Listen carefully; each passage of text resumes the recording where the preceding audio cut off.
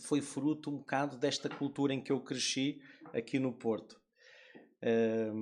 Não sei se vocês sabem como é que as coisas funcionam aqui por estas paragens, até porque várias pessoas desta comunidade nasceram aqui nesta região, Porto, Maia, mas outros vieram de outras paragens, não é? Quem vem de outras paragens, às vezes há coisas que demora a entender da cultura, porque a gente vê, mas nós lemos sempre a partir dos nossos olhos, não é a partir dos olhos das pessoas, não é? Então muitas vezes a gente lê por comparação connosco, por exemplo, não é? Tipo, concordo ou não concordo, em vez de entendermos o que é que temos à frente, a gente primeiro vai ver se concorda ou se não concorda. E depois, não é? Então, nós temos aqui uma expressão divertida no Porto, mas que tem uma raiz que é muito distante dos valores de Deus. Que é, nós aqui no Porto, se pudermos resolver as coisas a bem, bom, não é? Quem é que conhece isto? É ou não é? Mas se puder ser a mal, ainda melhor. Não conhece? Não, mas conhece esta expressão ou não? Pois, é o que eu estou a dizer. É uma expressão que existe aqui no Norte, mas que está bem distante dos valores de Deus. O facto de ela estar bem distante dos valores de Deus não significa que não nos afete e, pior, que não nos influencie, ou ainda pior, que não determine como é que nós funcionamos. É ou não é? Porque nós podemos até discordar, por exemplo, ao domingo à tarde, às 5, a gente discorda sempre. Especialmente quando estamos aqui na igreja. O problema é quando saímos daqui. Não é? Então, de onde é que vêm estas verdades que nós tomamos como referência? O que é que dá força e as vai reforçando cada vez mais? Eu, fruto do que carregava dentro de mim, no contexto em que eu cresci, dos estímulos que me rodearam quando eu era miúdo, à medida que eu fui fazendo assim aquelas minhas transições, porque as minhas primeiras memórias vão assim dos 4 anos, não tenho memórias assim mais para trás, mas as minhas memórias dos 4 aos 14, elas têm mais ou menos sempre a mesma tonalidade. Era eu ou a entrar numa confusão, ou a causar uma confusão, ou a sair de uma confusão. Basicamente, é mais ou menos por aqui que a coisa andava. E eu pensava que estava a crescer e a tornar-me forte. Mas, na verdade, eu por fora estava a crescer. Mas por dentro aquilo que crescia era a violência. Vocês entendem? Porque eu vivia cercado de muitos estímulos dessa ordem. Então, se eu fosse uma pessoa bem resolvida, à medida que eu crescia, cada vez menos o ambiente que estava à nossa volta, que estava à minha volta, determinava quem eu era. Faz sentido? Quando nós somos bem resolvidos, o exterior não comanda a nossa vida. Mas quando nós não estamos bem resolvidos, o que acontece à nossa volta determina a nossa resposta, é ou não é? Costuma-se dizer que nós somos uma espécie de marionetes. Nós temos uns botões. Por exemplo, eu quando era miúdo, bastava uma pessoa olhar para mim de uma forma errada que eu arranjava logo, era um pretexto para uma confusão. Hoje em dia, há pessoas que me dizem coisas horríveis, às vezes, aqui e acolá. Eu passo e sigo em frente. E às vezes, pessoas que funcionam como eu funcionava, pá, tu admites uma coisa destas? E eu, claro que sim. A sério? Claro. Então eu não vou dar o comando da minha vida a esta pessoa. Não tem juízo nenhum e eu vou-lhe entregar o comando da minha vida. Quer dizer, ele carrega num botão, diz estas palavras e por causa disso eu vou fazer isto, isto e aquilo. Assim ele controla-me. Se não, os cães passam, a caravana passa. Desta vez eu quero ser a caravana em vez de ser o cão. Estão a ver a ideia? Faz sentido ou não? Sim. Pronto. Então, à medida que nós nos vamos resolvendo, a nossa identidade vai ficando cada vez mais saudável. Mas à medida que nós crescemos sem controlar isto, sem ter isto debaixo do olho, nós vamos nos tornando aquilo que nos acontece, estão a ver? e vamos acumulando situações que acabam por nos deixar sempre naquele barril de pólvora que nós estávamos a falar há bocado, porque muitas destas guerras que nós temos são só problemas de identidade. São pessoas que querem, querem dominar tudo e mais um par de botas, porque quando olham para o espelho não veem alguém credível, não veem alguém capaz, não veem alguém que sabe quem é, que sabe o que quer. Então tenta provar pela violência, pelo seu domínio, por esmagar o outro, por não sei. Tenta provar qualquer coisa que não vai ficar provado no final. Mas são as nossas estratégias falhadas, não é? Às vezes, quanto mais fracos nós somos por dentro, mais agressivos nós somos por fora, não é? É? Num dos projetos que eu desenvolvia na prisão, que se chamava Homem ao Máximo. Eu chamei-lhe Homem ao Máximo, porque ao mínimo já descobriste como é que era. E um dos temas que eu desenvolvia lá é que um homem fraco tenta mostrar que é forte com os músculos e com os gritos. Porque um homem que seja forte não precisa disso, é ou não é?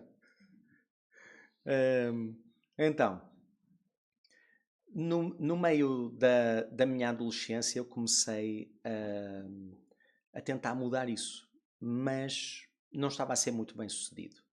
Em vez de eu me ajustar cada vez melhor aos contextos, em vez de amadurecer, cada vez que havia um estímulo que eu não gostava, eu optava por uma via que eu conhecia bem, que me ia fazer sentir bem no final. Porque eu tinha extravasado a minha ira, a minha raiva, estão a ver? E por isso é que eu estava sempre predisposto para uma confusão. Onde houvesse uma boa confusão, eu gostava de lá estar. Mas o que é que acontece? O curioso nisto tudo é que eu ia à igreja durante este tempo todo. Porque eu cresci a ir à igreja. A minha mãe hoje até me disse, eu pensava que tinha começado a ir à igreja com um mês de idade. E ela hoje, ao contar a história, ou arranjou uma versão nova, ou atualizou os detalhes e disse-me que quando ela veio do parto, uma semana depois, ou 15 dias, ela já me estava a levar à igreja. Portanto, eu cresci já imbuído assim disto. Só que, porquê é que isso não me transformava? Porque eu aprendia, eu ouvia. Mas eu ia assiduamente. Só uma vez por outra que eu me lembro de ter inventado uma doença para ficar a ver os bonecos animados.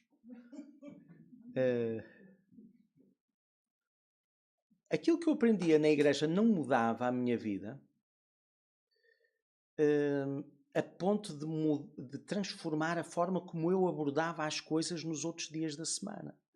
Na verdade, existia um Álvaro ao domingo e no contexto da igreja e outro Álvaro nos outros dias da semana, nos outros contextos. A minha luta era quando os contextos se encontravam. E um amigo da semana me encontrava ao domingo, perto de outros amigos do domingo. Aí eu ficava baralhado. Tentava desaparecer, porque eu não gostava que esses dois mundos se misturassem, porque eram muito diferentes. Mas este problema que eu estou aqui a partilhar convosco não é novo. E eu trouxe um texto que eu tenho estado a meditar desde ontem, que é de 2 Coríntios 3:18, e que diz assim: mas todos nós, com o rosto descoberto, refletindo como um espelho a glória do Senhor, somos transformados de glória em glória na mesma imagem, como que pelo Espírito do Senhor. Aquilo, Paulo, tudo isto tem um contexto, já vamos entrar nisso, mas, no fundo, esta ideia de nós sermos transformados de glória em glória é um dos objetivos de Deus querer desenvolver um relacionamento connosco. Ele quer transformar a nossa vida. Ele quer que... Hoje nós estamos como estamos. Para Ele não há problema qual é o ponto de partida, isso é o que menos lhe interessa. O que Ele nos mostra é qual é que é o ponto de chegada. Vocês sabem qual é que é o ponto de chegada ou não? Deus tem um plano quando olha para nós. E Ele está a transformar-nos. E Ele convida-nos a um processo. O ponto de partida é este que nós temos. Somos nós. A nossa versão, hoje. Qual é que é a versão final? Hã? Semelhança com Cristo. Ele está sempre a ver como é que nos transforma para nós ficarmos parecidos com Cristo. Ora, alguns começam muito longe, certo? Alguns não começam tão longe. Mas vocês sabiam que alguns começam muito longe, conseguem ficar muito mais parecidos do que outros que começam muito mais perto? Porque para nós sermos transformados de glória em glória, nós precisamos de viver com muita intencionalidade, não é? Não basta comprar as coisas para o Natal e pôr em casa. É preciso limpar a casa. É preciso arrumar a casa. É preciso cozinhar umas coisas ou ir comprá-las, certo? É preciso convidar as pessoas com antecedência para que as agendas... Se a gente não faz nada e deixa tudo para a última da hora, corremos sérios riscos de que o nosso Natal seja miserável. Estão a ver a ideia? É ou não é? Faz sentido o que eu estou a dizer? Para que seja bom e deixe uma boa memória, é preciso viver com muita intencionalidade. E o Paulo estava a lidar com este problema numa igreja na Grécia, em Corinto. Uma igreja que ele até tinha fundado. Só que essa igreja tinha-se deixado seduzir pela pressão da imagem de sucesso, em vez de estar ligada àquilo que tinha aprendido com os seus fundadores, Paulo, Silas e os outros, Barnabé, por aí fora, não é? Estava mais a ouvir os influencers da época, porque havia lá este conceito de influencers, a palavra é nova, mas o conceito é velho, não é?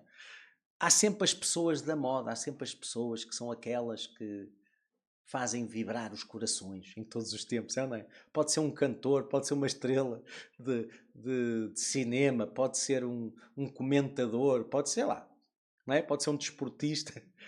É alguém que a gente admira e quer ser igual. E na igreja eles tinham lá uma espécie de super apóstolos, pessoas super espirituais, que não contavam histórias como esta que eu contei no início. Contavam histórias só em que eles ficavam bem na fotografia. E essas pessoas, elas dizem sempre assim: porque vocês, irmãos, têm que isto e têm que aquilo. Sabem? Aquele discurso do moralismo. Tens que isto, tens que aquilo. Não olhes para mim com muita profundidade, podes não encontrar aquilo que tu tens, não é? Tens que. Mas é assim. E eles estavam-se a deixar ir nessa conversa. Porquê? Porque Paulo, para ter a disponibilidade para andar ali atrás deles e a fundar igrejas para ali e para acolá, teve que abrir mão do seu estatuto. Paulo era uma pessoa muito bem cotada, muito bem posicionada na sociedade, quando era perseguidor da igreja, estão a ver? Ele estava lá no top das galáxias. Ele era fariseu, ele era uma das pessoas mais credíveis e tal, de lá do mundo dos religiosos da altura dele. Tinha estudado aos pés do Gamaliel, que era a maior sumidade viva naquele tempo.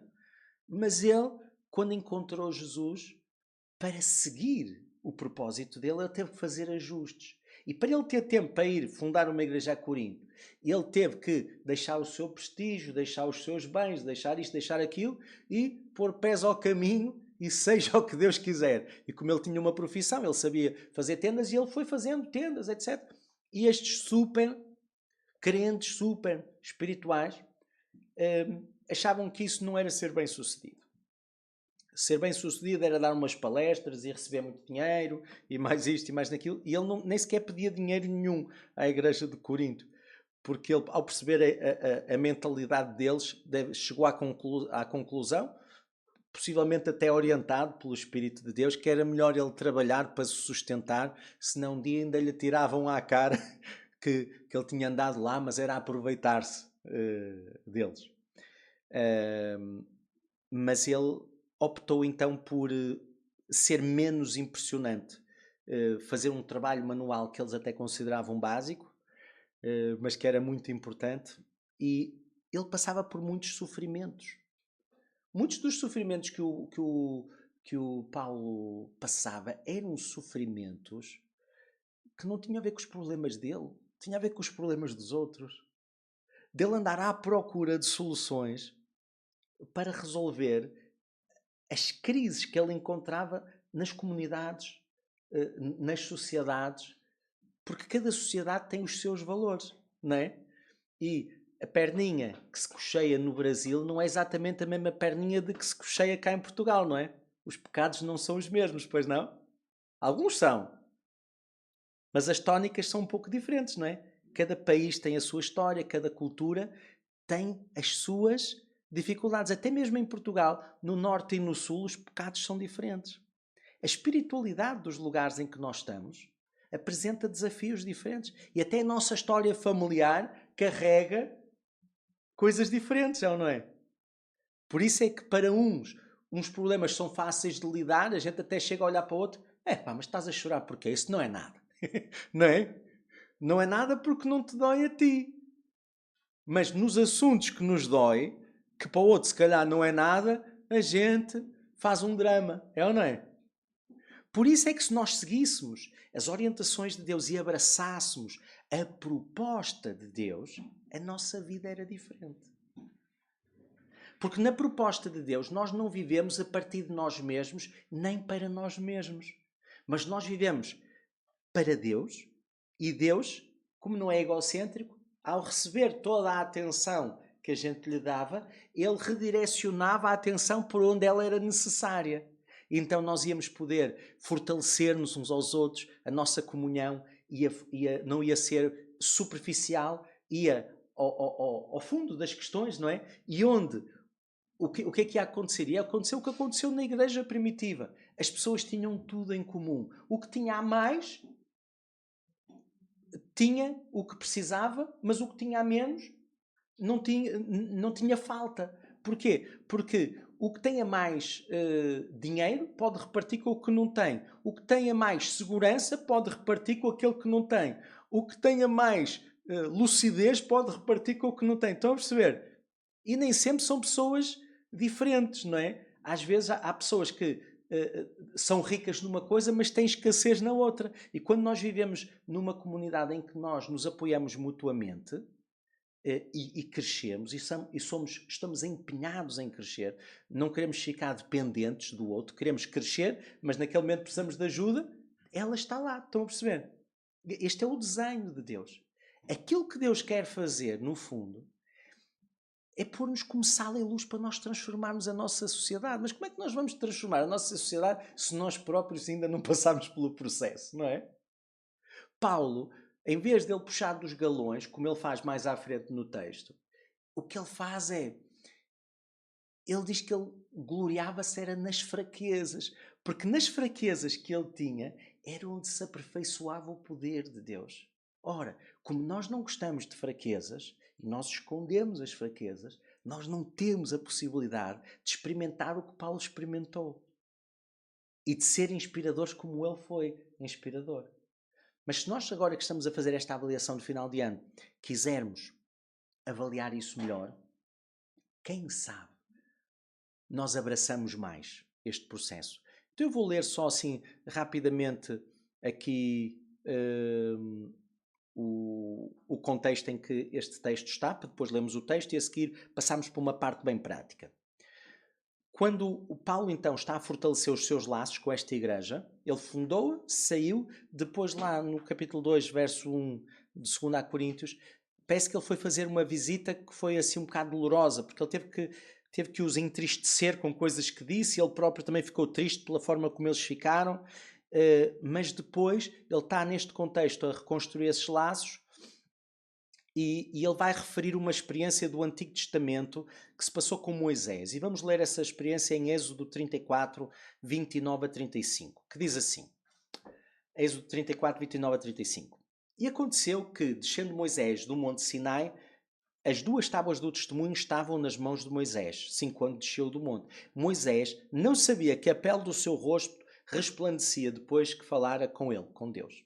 Vocês lembram-se que Moisés recebeu as tábuas dos mandamentos? Quando ele recebeu aquelas tábuas, ele recebeu-as 2 vezes. Da primeira vez ele partiu-as, porque quando viu o que é que o povo estava a fazer, até se lhe arrepiou os cabelos. Não é? Quando ele volta lá para ir buscar as tábuas, ele passou muito tempo, entretanto, na presença de Deus. Já tinha passado 40 dias, tanto que eles foram fazer aquele bezerro, porque ele tinha desaparecido. Não dava a costa. Ao final de 40 dias, eles estavam, olha, este desapareceu, se calhar até morreu, não é? Então é melhor fazer-nos deuses, que é para a gente saber o que é que andamos aqui a fazer. Quando ele voltou a ter este encontro com Deus e Deus lhe deu as tábuas de novo, Moisés não sabia, mas fruto daquele encontro, o rosto dele parecia assim luminoso. Eu pus ali uma imagenzinha só para vocês visualizarem, porque às vezes a gente a visualizar entende melhor. E então diz assim: olhando, pois, Arão e todos os filhos de Israel, eis que a pele do seu rosto resplandecia. Por isso temeram, tiveram medo de chegar-se a ele. Então Moisés os chamou. E Arão e todos os príncipes da congregação tornaram-se a ele, chegaram-se perto dele. E Moisés lhes falou. Depois chegaram também os filhos de Israel e lhes ordenou tudo o que o Senhor falara com ele no Monte Sinai. E assim que Moisés acabou de falar com eles, pôs um véu sobre o seu rosto. E eu estou a ler isto aqui para nós podermos entender o texto que vem a seguir. Pôs um véu para quê? Para que aquele brilho não passasse. E ele não fosse tão assustador. Eu não sei se vocês têm essa noção, mas nós às vezes, quando estamos ao pé de uma pessoa que é muito grande, a gente sente-se muito pequenos. Sabem como é que é? Quando estamos ao pé de uma pessoa que é muito forte, a gente sente-se muito fraco. Quando estamos ao pé de uma pessoa que sabe muito, a gente acha que sabe pouco. Quando estamos ao pé de uma cozinheira que é exímia, parece que aquilo que a gente sabe não serve para nada. Estão a ver a ideia? Não é? Porquê? Porque nós estamos sempre a comparar-nos, a competir, essas coisas todas. Em vez de sabermos valorizar e de somar aquilo que é a nossa força com a força do outro, a gente quer sempre ter supremacia. Queremos sempre provar que temos o direito de existir, não é? E é esta atitude que é má, não é? E que torna isto mais difícil. Então Moisés abriu mão do seu brilho e ocultou. Isto até é uma coisa boa. Quando nós temos muita capacidade, em vez de a mostrarmos todo, só mostramos quando é necessário e logo a seguir recuamos, estão a ver? Torna a nossa convivência mais fácil, não é? O recurso existe, quando é necessário está à disposição, mas não estamos sempre a esfregar na cara do outro que somos extremamente bons nisto ou naquilo. Faz sentido o que eu estou a dizer? Facilita a convivência ou não? Então, quando nós vamos para o texto de Paulo, a gente vai começar em 2 Coríntios a ler no capítulo 3, no verso 13. E diz assim: e não somos como Moisés, que punha um véu sobre a sua face, para que os filhos de Israel não olhassem firmemente para o fim daquilo que era transitório. Porque quando ele veio de lá do monte, a cara dele parecia um farol. Mas depois, com o passar do tempo, o próprio brilho da cara dele, quando ele estava na presença de Deus, parece que foi desaparecendo, mas ele ainda continua a manter o véu mesmo quando já não era preciso. Até o Moisés sofria de algumas coisas que a gente sofre, estão a ver? Então, mas os seus sentidos foram endurecidos, porque até hoje o mesmo véu está por levantar na lição do Velho Testamento, o qual foi por Cristo abolido. Porque Paulo estava a falar num contexto em que muitos dos judeus, e que ainda se mantém hoje, muitos dos judeus ainda não compreenderam o que Jesus Cristo fez. E que líamos no início da escola dominical aqui, não é? Que aquele véu foi rasgado, não é? E que aquela separação que havia entre o sagrado, a presença de Deus, e o ser humano hoje já não é necessário, porque Cristo já ligou as duas realidades. Porque o Deus Santo, que não podia conviver connosco, que somos pecadores, já pagou o preço do pecado. Logo hoje nós somos pecadores, mas ao arrependermos, nós podemos transferir o nosso pecado para quem? Para Jesus. Nós achamos que entendemos bem esta lição. Mas se quiserem eu até faço um teste para vocês verem se entenderam. Posso fazer um teste consigo? Pode? Muito bem. Lembre-me só o seu nome. É Clementina. Clementina, pense lá num pecado que cometeu recentemente. Não vai ter que o contar, hein? Já aqui o disclaimer, hein? Já pensou num? Já? Já se arrependeu? Se não, eu dou-lhe 2 minutinhos, hein? Ok, já se arrependeu? Ótimo. Então pronto. Quem é que cometeu esse pecado? Mas quem é que o fez? Foi mesmo? Mas já se arrependeu ou não? Já? Então quem é que o cometeu? Foi? Não estou a perceber. É porque quando eu leio a minha Bíblia, eu falo dos pecados, aquilo que eu leio, o que está escrito é que havia um ser que era maldito, que era o ser humano, não é? E Deus mandou um outro ser chamado Jesus Cristo, que era um ser bendito. E Deus pegou nesse ser bendito e transformou-o em maldito. Para quê? para que aquele que era maldito ficasse bendito. Então ele arranjou ali uma transação. É como se fosse uma venda ou uma troca. Quando nós nos arrependemos, Clementina, aquilo que era nosso, que era o pecado, passa de nós para uma outra pessoa que se chama Jesus. Por isso é que já não há mais condenação para aqueles que estão em Cristo Jesus. Mas a nossa memória, ela transporta-nos para uma realidade triste, que é que fomos nós que fizemos, não é? Mas quando nós nos arrependemos, na verdade, segundo o que está escrito na Bíblia, deixamos de ser nós. Porque o nosso pecado passa a ser de quem? Então, se nós mentimos, quem é que passa a ser mentiroso? Jesus. Se nós formos adúlteros, quem é que passa a ser adúltero? Isto soa mesmo mal, não soa? Soa mal, mas sabe ainda pior. Porque Jesus Cristo custou-lhe a vida. Vocês entendem? Só que nós temos a memória, não é? A memória é como se fosse a chave do carro que a gente vendeu. Aquela segunda chave que a gente esqueceu-se de entregar quando vendemos o carro. E com a nossa memória a gente pode entrar outra vez na mesma história. E reviver e sentirmos-nos culpados e sujos e condenados. É ou não é? Faz sentido o que eu estou a dizer? Mas houve ou não houve uma transferência? Se eu vender um carro e guardar a chave, porque não a encontrei, eu a seguir posso encontrar a chave e posso ir levar ao dono, certo? Mas se eu vejo o meu carro estacionado antes de encontrar o dono, se eu tenho a chave, posso carregar no botãozinho para ver se aquilo ainda abre, não é? E se eu carregar no botãozinho e eu vi e aquilo abrir, eu posso chegar à porta e posso abrir. Só para ver se ele mantém o carrinho limpinho e tal, não é? E posso meter a chave até na ignição só para ver se ele tem feito as revisões, como deve ser, certo? E até posso dar ali uma voltinha só à praceta, só para ver se aquilo ainda tem aquele... Só que eu já estou a roubar.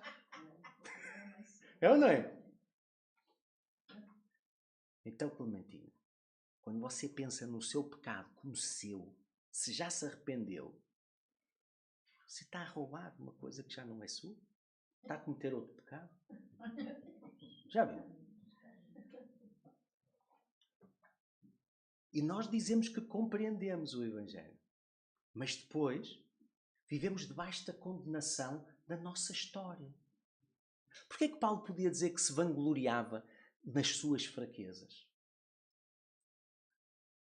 Porquê é que ele quase que tinha vaidade nas suas fraquezas? Porque tinha sido exatamente a partir das suas fraquezas que ele tinha percebido o brilho, a glória que o Evangelho tinha. E ele tinha visto a transformação de glória em glória, porque a vida dele começou com um brilho, e o brilho dele era da intelectualidade dele, da influência dele. Depois ele descobriu que aquilo não valia nada. Quando Jesus o mandou abaixo do cavalo e disse: Saulo, Saulo, por que me persegues? E ele percebeu: quem és tu? Eu sou Jesus, a quem tu persegues. E ele percebeu que ele estava a fazer tudo ao contrário. Ele queria amar a Deus, honrar a Deus, e estava a destruir o que Deus estava a fazer. E à medida que ele se foi deixando transformar, a vida dele ganhou uma forma diferente, mas ele começou a ter um outro brilho na vida, que já não era da carne, já não era da sua teimosia, do seu intelecto. Ele começou a ter o brilho do próprio Deus nele. E ele percebeu que todas aquelas asneiras já não lhe pesavam, porque elas tinham sido vendidas. Jesus Cristo comprou, por isso foi uma venda. Está a ver? Comprou com quê? Com o sangue dele. E pagou. É ou não é? Está pago. Então de quem é que é? Quem é que é essa asneira? Diga-me lá. Quem é que fez essa asneira, Clementina? Está a ver? Clementina. Já se arrependeu? Já? Então quem é que fez essa asneira? Jesus. Clementina, o Evangelho diz que a partir do momento que você se arrependeu, confessou o seu pecado, Deus transfere para si a justiça de Cristo. Como é que Ele pode transferir a justiça de Cristo e você continua a ser injusta? Não é? E transfere a sua injustiça para Cristo. Então, a Clementina era culpada. Recebe a transferência de Jesus Cristo. Da justiça dele. É ou não é? Logo fica inocente. Fica justa. Fica inteira outra vez. Não são boas notícias? Acho que são boas notícias o Evangelho para a gente acabar o ano, é ou não é? Então quem é que fez isso? Clementina. Foi Jesus. Estas são as boas notícias do Evangelho. Sabe aquela coisa que lhe pesa na consciência? Que já se arrependeu e tal, não sei das quantas. Se você se arrependeu mesmo, passa à frente. Por exemplo, quando eu estou assim muito bem e muito animado e de repente vem um dardo inflamado do maligno e me acusa e diz: tu és mesmo uma fraude.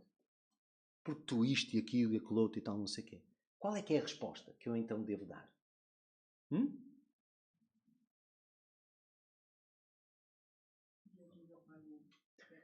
Eu gosto sempre de responder com humor a estas coisas.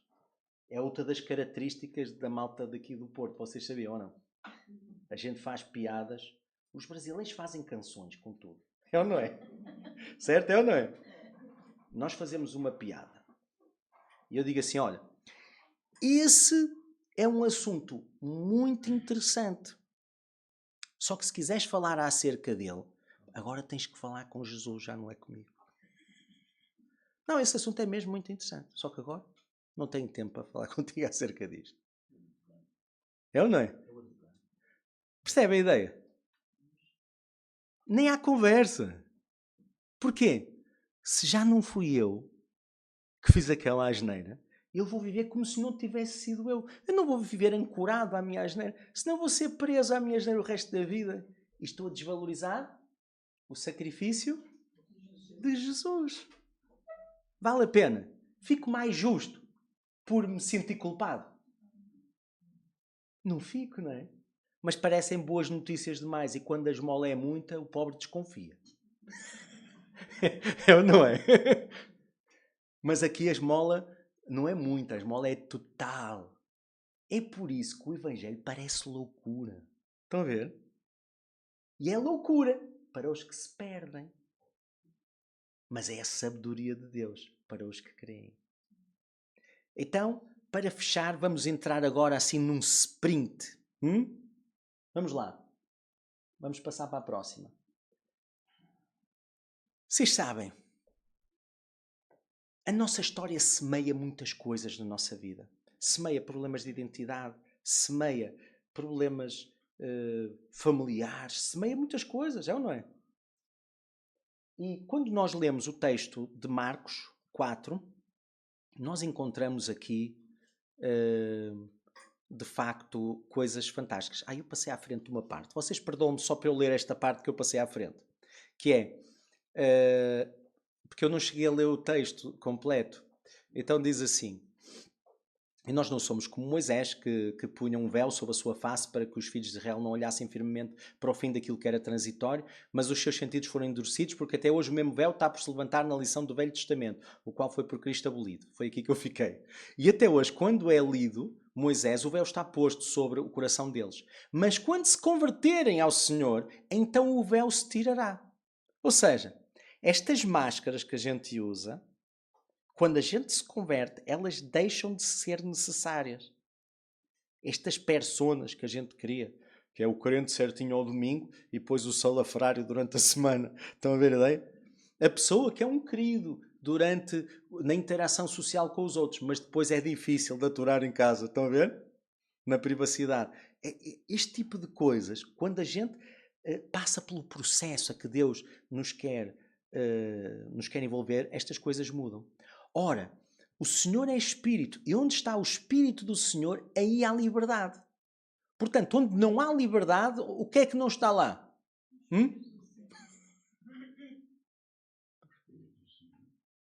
Mas às vezes está lá outro espírito. Sabiam? É o espírito de religiosidade, o tens que, o temos que, o não sei o quê, que é para criar fachadas em vez de ser realidades, estão a ver? Mas todos nós, não é para uns especiais, com o rosto descoberto, não é para essas tais personas que a gente cria os personagens, é para pessoas autênticas, refletindo como um espelho a glória de Deus, porque nós nunca vamos ser a luz, mas nós podemos ser uma luz. Podemos refletir a luz de Deus através daquilo que fazemos ao superarmos as nossas fraquezas e aquilo que nos domina. É ou não é? Não é inspirador? Por exemplo, eu quando trabalhava nas prisões, e já recomecei, mas como ainda não estou a todo gás, não digo que já voltei a trabalhar. Mas, eu não vou lá contar as minhas glórias. Eu conto uma coisa parva que fiz e depois conto como Deus me resgatou dessa coisa parva. Porque assim eles identificam-se. Se eu for lá dizer que sou engenheiro físico, ou isto ou aquilo, quero lá ouvir isto. Mas se eu disser que era muito parvo e fazia assim, fazia assado, e aquele Deus diz, pá, eu era exatamente igual. Estão a ver a ideia? É isso. Não é a partir de onde nós somos bons que nós criamos conexão com os outros. É a partir de onde nós nos superamos que nós criamos conexão com os outros, é ou não é? Por isso às vezes a gente tem vergonha porque não entendemos o Evangelho. Clementina, quem é que fez essa asneira mesmo? Quem é que foi? Foi Jesus. Ela já aprendeu, hein? Este Jesus é mesmo maroto, é ou não é? Viveu tão bem, mas depois quando chegou à cruz, bem, ficou impossível. Por isso é que Deus fez com que ele morresse.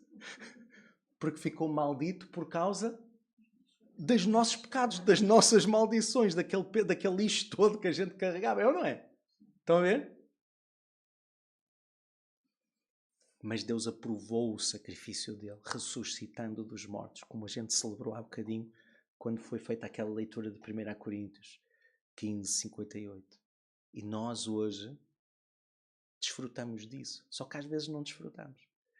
Então, somos transformados de glória em glória. Não é uma mudança externa no nosso comportamento. Pois todos sabemos que mudanças externas cansam e duram pouco, é ou não é? Eu agora, durante o Natal, não vou dizer nenhuma piada à minha sogra. Vou tratar bem aquela safada da minha cunhada. Vou não ser... Estão a ver a ideia? Vou ser simpático com os meus vizinhos. Só que a seguir vou-lhes soltar os cães. Estão a ver a ideia? Dura pouco. Porquê? Porque é uma mudança só de comportamento. É assim na nossa força. Mas quando nós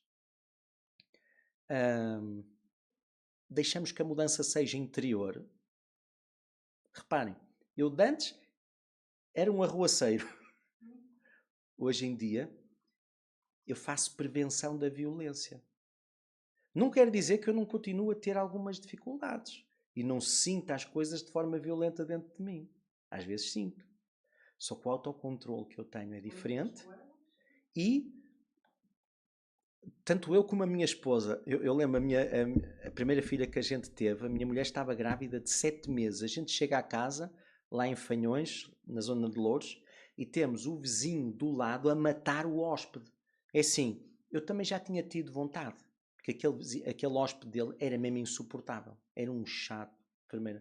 Só que o vizinho era gago. Vocês sabem que os gagos têm uma dificuldade. Como não conseguem exprimir o que pensam pela voz, exprimem com as mãos. Estão a ver a ideia? Então, chegámos a casa, no Citroën AX, estamos a subir a rua e vemos no meio da rua o vizinho a agarrar o pescoço do hóspede. E o hóspede já nem se mexia muito. Eu parei o carro ao lado, a minha mulher saiu com a sua barrigona, pum, pum, pum, tentou separá-los, não conseguiu, só me lembro dela fazer assim. Levantou a perna, meteu a perna no meio dos braços do vizinho e depois, deixou-se cair e a gravidade fez o seu milagre. E caiu um vizinho para um lado e um hóspede para o outro. Depois ele voltou a ele e ele só dizia assim: o que eu ia fazer à minha vida? Estão a ver? Ele só agradecia. Passámos a ser os melhores amigos dele. Eu, quando estacionei o carro e cheguei, ela já tinha feito o serviço. Porquê? Porque se nós sabemos armar confusão, quando nós pomos essa experiência nas mãos de Deus, isso permite-nos saber quando a confusão está a nascer e por onde é que ela vai fluir e como é que se pode dar confusão na nascença, é ou não é? Faz sentido o que eu estou a dizer? Se a gente sabe regar com gasolina os problemas, também sabemos pôr a manta em cima para não ter oxigênio. Estão a ver a ideia? A gente sabe. E Deus transforma o mal em bem, é isso. Então, somos transformados de glória em glória, não é uma mudança externa, é uma mudança interior, na mesma imagem. Porque ser cristão não é ter uma religião em particular, uns valores. É partirmos do tal ponto de partida que para uns é melhor, para outros é pior, que é a nossa situação atual, e sermos transformados para ficarmos parecidos com Cristo. A nossa melhor versão é parecida com Jesus. E é pelo Espírito do Senhor, não é pelo nosso esforço humano. Porque o nosso esforço humano, como já vimos, tem data de validade. A gente cansa-se rápido. Mas quando é uma obra do Espírito Santo que nós convidamos a fazer na nossa vida e lhe entregamos o controle da nossa vida, e nós percebemos o preço que ele teve que pagar para nos libertar daquela asneira que como é que é Clementino? Não fez, afinal. Pensava que tinha feito, mas afinal já não fez, não é? Quando a gente percebe o preço que foi pago, nós queremos pôr Jesus a ser mentiroso outra vez. Queremos pôr Jesus a ser conflituoso outra vez. Queremos pôr Jesus a ser violento outra vez. Então, se não queres, não faças isso. Não sejas violento, não sejas mentiroso ou mentirosa, não sejas conflituoso, não sejas injusto, não sejas infiel, não sejas isto, não sejas aquilo. Senão, ele vai ser isso. Para te perdoar, ele vai ter que ser isso. Estão a ver? Então, vamos lá rapidamente para Marcos, que agora eu queria só dar aqui uma surfada num texto, nos princípios que nós conhecemos muito bem, porque isto já foi pregado um monte de vezes. Ora, passa. Esta é aquela passagem que diz que o semeador saiu a semear. E aconteceu que semeando... Podes passar, por favor? Houve uma parte da semente que caiu no meio do caminho. Estão a ver? Nesta zona aqui. O que é que aconteceu ali? O que é que aquilo era antes de haver ali um caminho, primeiro? Era pedras e cascalho. Não, agora é pedras e cascalho. Mas antes de ser um caminho, o que é que havia ali? Havia mato, floresta, não é? Até árvores havia ali, certo? Mas agora está assim. O que é que aconteceu? Alguém foi muito intencional, cortou umas árvores, limpou o mato. Aquilo assim para estar tão plano, vocês acham que aquilo foi feito à sachola? Como é que aquilo foi feito? Com máquina, é ou não é? Aquilo até dá a ideia de ter passado ali um cilindro para aquilo ficar mesmo lisinho. Não dá a ideia? Digam lá. Eu não sou perito em rodovias, mas aqui, eu assim com o meu achómetro, eu acho que passou ali tratores, passaram ali caminhões de brita, passaram ali cilindros, para pôr aquilo assim bonito como está. Então, uma parte caiu junto do caminho. E o que é que aconteceu a essas sementes? Vieram as aves do céu e comeram, porque as sementes que caírem num terreno assim, aqui no meio, elas não vão crescer. É ou não é? Vão ficar ali até ver um passarito para comer. Outra caiu sob pedregais, onde não havia muita terra. Podes passar? Estou a ver? É assim. Como é que aquela árvore apareceu ali? É estranho, não é? Mas que ela conseguiu, conseguiu. Mas aquela árvore não está no seu pleno potencial, pois não? Está assim meio raquítica, meio torta. Epá, mas dá ali uma imagem de resiliência, de... Ela é mais do que vencedora. Todas as outras que caíram para ali não conseguiram em lado nenhum. Mas ela conseguiu. Mas mesmo assim, não está no seu melhor, não é? Não tem alimentação. E tem muitas pressões, tem muito calhau ali ao lado, não é? Estão a ver? Outra caiu sobre os pedregais, onde não havia muita terra, e nasceu logo, porque não tinha terra profunda, mas saindo o sol queimou-se, e porque não tinha raiz, secou-se. Isto foi o que aconteceu com todas as outras sementes que iam ali. Mas aquela lá arranjou um bocadinho de terra e não sei o quê, e lá se foi safando. Estão a ver? Mesmo assim, não está mal, mas podia estar melhor. Olha, peço desculpa. Isto é eu que ponho aqui um alarme para me lembrar da transição do dia. Outra caiu entre espinhos. Podes mudar? Eu não arranjei espinhos, mas arranjei umas ervas daninhas. E crescendo os espinhos, sufocaram e não deu fruto. E outra caiu em boa terra. Podes mudar? Para cair em boa terra, o que é preciso? É preciso trabalhar a terra. Podes voltar à primeira imagem, aquela do caminho. Do caminho. O que era preciso para pôr esta terra onde está este caminho numa terra boa? Ora, digam lá. O que é que se podia fazer? Era preciso levar máquinas para lá, romper aquilo tudo, era, não era? Era inverter o processo. Vai acontecer por acaso isso ou não? Ou vai ser fruto de uma determinação e de muito trabalho? Então como é que vocês acham que vai acontecer estas mudanças para 2026 que vocês querem muito? Vai ser por acaso? Vai ser empurrar com a barriga? Faz sentido? É possível mudar, seja qual for a circunstância. Eu até psicopata já via nascer de novo. Daqueles serial killers que a gente vê filmes deles, de terror. Eu já vi fulanos desses a serem ótimos evangelistas. Não podem sair da prisão, porque estão condenados a perpétuas, ou a 500 anos, ou a 300 anos, ou coisas assim. Mas não podem sair. Mas estão lá e dão mais fruto que o que nós damos cá fora. Estão a ver a ideia? Se até eles podem mudar, para nós é mais fácil. Mas para nós sendo mais fácil, não quer dizer que aconteça. Porque eles tiveram muita intencionalidade para se libertarem de quem eram. E nós temos essa mesma intencionalidade? Ou empurramos com a barriga? Vocês entendem? Nós temos tantos estímulos, tantas coisas mais importantes em que pensar, e é por isso que a nossa vida às vezes não é transformada.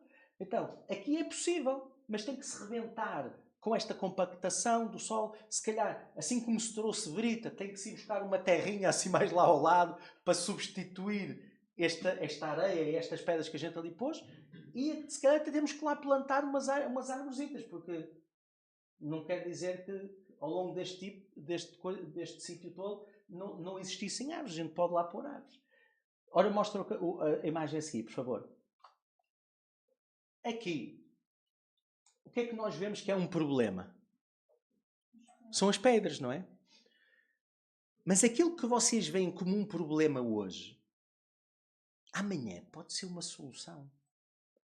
Vocês, o que é que dá para construir com pedras? Casas, cercas, muros, não é? Então imagine, hoje, vocês estão ali, vai ser só calhaus e tal, só problemas, só isto, só aquilo. Se vocês começarem a trabalhar esses assuntos, vocês vão sendo transformados de glória em glória por Deus. E o que vai acontecer é que aquilo que é um problema hoje, amanhã é um testemunho que vocês têm para dar. É uma inspiração. E quem quer construir uma casa normalmente tem que comprar pedra. Vocês que forem assim este terreno cheio de pedra, vocês têm uma vantagem. Vocês não têm que comprar calhau, já têm que ser. É verdade. Faz sentido? Mas a gente só sabe queixar, não é? A gente queixa-se. Nas mãos de Deus, aquilo que é um problema hoje, amanhã é a nossa maior fonte de rendimento. As coisas mais parvas que eu fiz na vida, as coisas que eu tinha mais culpa sobre mim, são aquelas que me são mais úteis para eu trazer pessoas à fé. Porque são aquelas onde fica mais claro o poder de Deus e que não sou eu que transformo as coisas. Vocês entendem? Onde Deus sarou as feridas da minha alma. Fica tão claro e as pessoas sabem que é autêntico. Não é histórias da carochinha, de moralismo. Não, eles olham para mim, olham para a minha cara e eles sabem que o que eu estou a dizer é verdade. Até porque a forma como eu falo é de quem viveu, não é de quem leu num livro.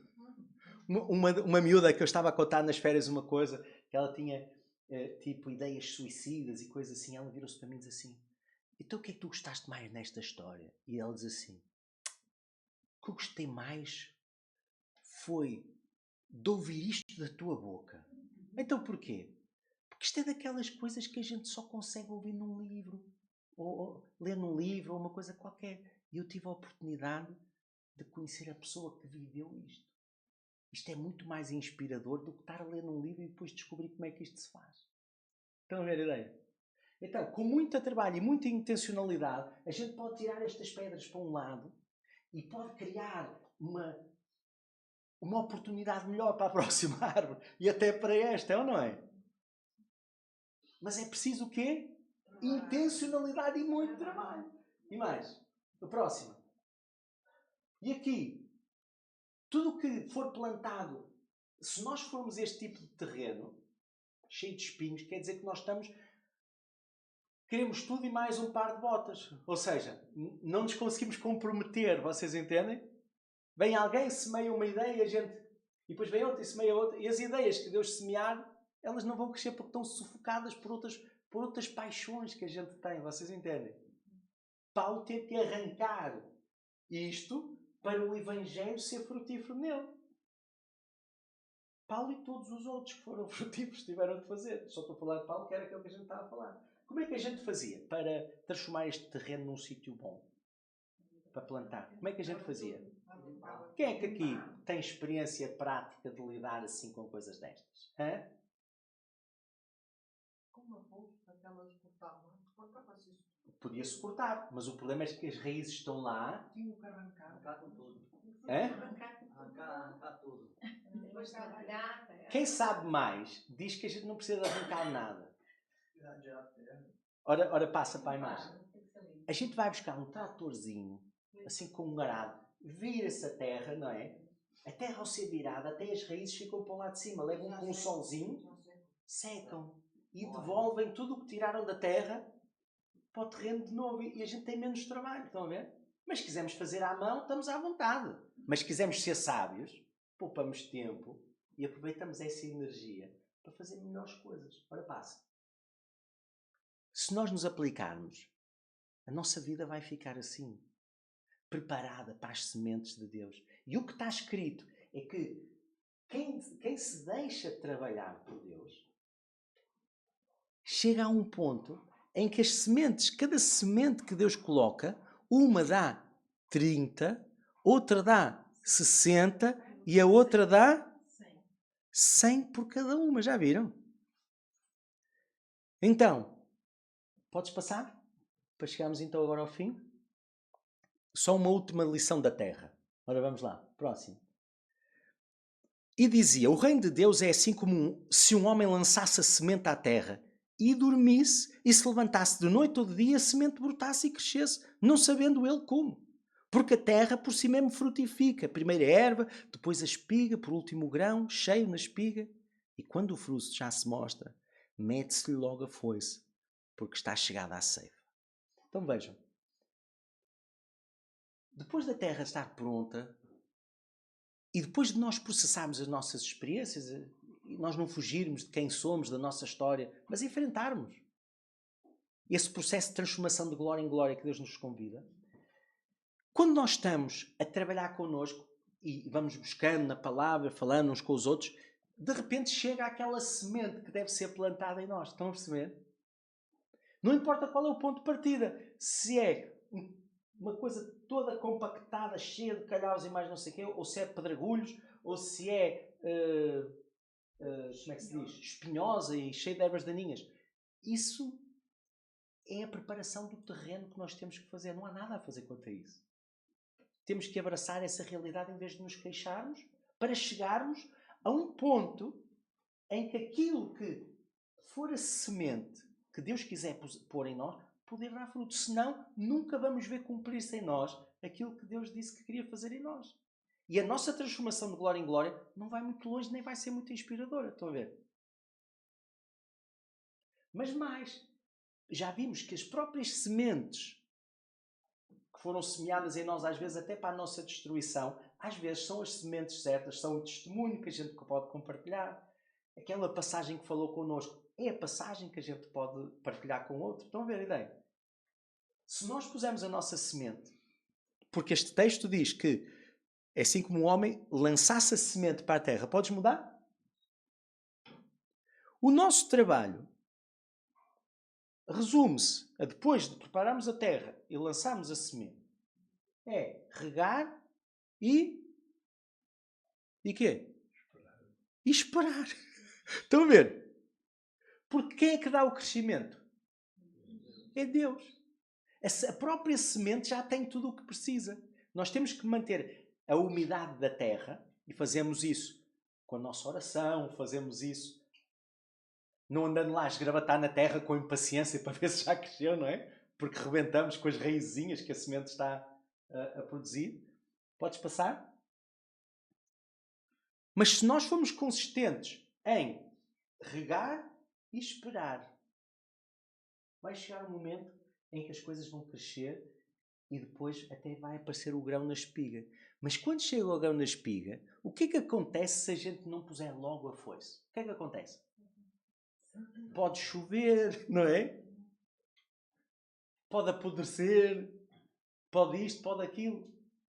Por isso nós temos que ter um sentido de oportunidade. E para nós sermos frutíferos no reino de Deus, nós temos que aprender com Deus e com aquilo que Ele faz. E é por isso que é tão importante nós partilharmos as nossas experiências uns com os outros. E nós, em vez de partilharmos experiências douradas, de e nem sei bem como, e o Senhor fez e aconteceu. Não, a gente partilha com realismo. Estão a ver a ideia? Fiz isto mal, mas o Senhor consertou e depois fiz esta asneira e mesmo assim Deus ainda me deu a mão outra vez. E a seguir eu já comecei a acertar e depois a coisa começou a encarreirar. Não foi sempre assim a subir, de vez em quando havia uns vales, de vez em quando eu fazia asneira, mas assim, olha, comecei assim e hoje já vou aqui. Estão a ver a ideia? Isso ajuda as pessoas a acreditar, ajuda as pessoas a inspirarem-se. Mas nós temos que pegar e pôr a foice. Pôr a foice temos que recolher. Se nós formos fiéis neste processo de sermos intencionais e nos momentos próprios dizermos o que temos que dizer, fazermos o que temos que fazer, próximo. Vamos ter o nosso fruto, vamos ter as nossas transformações, próximo. E vamos ter a nossa oferta para Deus, que em vez de ser uma vida mal vivida, vai ser a multiplicação de muitos dos investimentos que Ele fez em nós na vida de muitos. E aí a nossa vida cristã ganha sentido.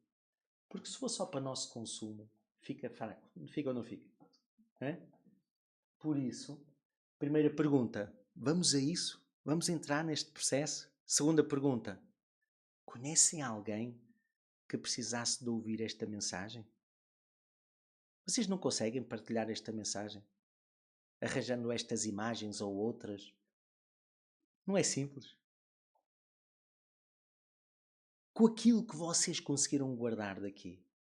E como eu deixei ali no computador, se vocês quiserem estas imagens, a gente pode pôr até no grupo só as imagens para vocês poderem utilizar. Compartilhem. Inspirem as pessoas. E inspirem com histórias da vossa vida, com o vosso testemunho. Porque é assim que nós honramos o sacrifício de Jesus. E é assim que nós lhe damos prazer. E é assim que a nossa vida muda mais velozmente, ok? Então, vamos orar para terminar, pode ser? Senhor Jesus, queremos te agradecer por esta oportunidade e queremos te pedir que tu nos ajudes, Deus. Em vez de olharmos para aquilo que não está bem na nossa vida, sempre com dor, sempre com sofrimento, Pai, a gente consiga olhar com esperança, porque aquilo que nos vence ou que nos venceu, tu já venceste. Aquilo que nos suja, tu já limpaste. Aquilo que nós ficamos a dever, tu já pagaste. Pai, nós já sabemos o final da história, só não sabemos como é que lá vamos chegar, Pai. Por isso ajuda-nos a abraçar o processo, a abraçar a incerteza, não de qual é o ponto de chegada, mas do como. Porque já sabemos qual é que é o teu propósito, qual é o teu porquê. Tu queres pegar em nós e transformar-nos em pessoas que são parecidas com Jesus Cristo. Isso é surpreendente para nós, mas se é a tua escolha, é porque tu sabes que é possível, porque tu queres fazer isso. Então, Pai, ajuda-nos a não fugir da tua forja, a não fugir do fogo, a não fugir do confronto, a não temer os homens, a não temermos a nós mesmos, Pai. Para nos deixarmos transformar, Deus. pela Tua Palavra, nos transformarmos pelos diálogos que o Teu Espírito quer trazer à nossa vida, fazendo-nos revisitar aqueles momentos de dor e de asneira, para nos libertares desses momentos de dor e de asneira. Porque não há nada que nós possamos passar que Tu não tenhas passado, Deus, que não tenhas vivido. Porque Tu quiseste tornar igual a nós. Tu quiseste te identificar connosco. Tu quiseste que a gente tivesse a certeza que Tu nos entendias. E quiseste pagar o preço. E porque Tu pagaste é possível. E porque é possível, Deus, só nós é que podemos abrir mão desta possibilidade. E ajuda-nos, Pai. Em vez de abrir mão dela, a abraçarmos-la com unhas e dentes. E a não precisarmos de 2 nem de 3 oportunidades. Bastar-nos uma, porque somos dedicados, somos consagrados. Então, visita-nos, Pai. Confronta-nos, Deus. E ajuda-nos a ver por onde devemos começar. Qual é que é o primeiro assunto? E a sermos fiéis nesse, para depois Tu nos mostrares qual é o seguinte, e nós vivermos o nosso próximo ano, não já, Pai, um ano de luta, um ano disto, um ano daquilo, mas um ano, Pai, de superação, o ano em que nós experimentamos, Pai, ser mais do que vencedores, sermos superadores do obstáculo e nos tornarmos uma inspiração para aqueles que estão à nossa volta. Por isso nós rendemos-Te a nossa vida a Ti e consagramos-nos a Ti, dizemos que a nossa vida não é nossa, é Tua, o que nós temos não é nosso, é Teu, Pai. As nossas capacidades não são nossas, nem são para estar ao nosso serviço, mas são para estar ao Teu serviço, Deus. E queremos, Pai, que Tu ponhas o céu ao nosso serviço, Pai. Não para nós ficarmos cheios de nós mesmos, Pai, mas para nós ficarmos cheios de Ti. No nome de Jesus. Amém.